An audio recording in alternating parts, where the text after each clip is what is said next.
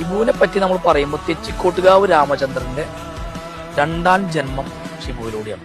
ഷിബു ചാർജെടുക്കുന്ന സമയത്ത് എനിക്ക് വലത് കാലിന് അന്ന് ഇതൊരു പാപ്പാന്റെ ഇതിന് അപകടമൊക്കെ പറ്റിയിട്ട് ആന വലത് കാലൊക്കെ വലിച്ച് ചട്ട് പോലെ വെച്ചിരുന്നതാണ്.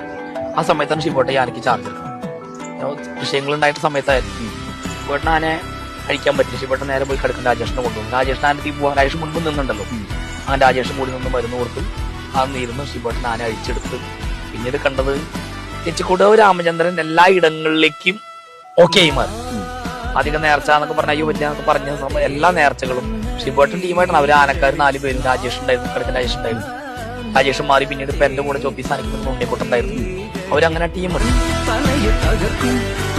നടക്കും അവന്റെ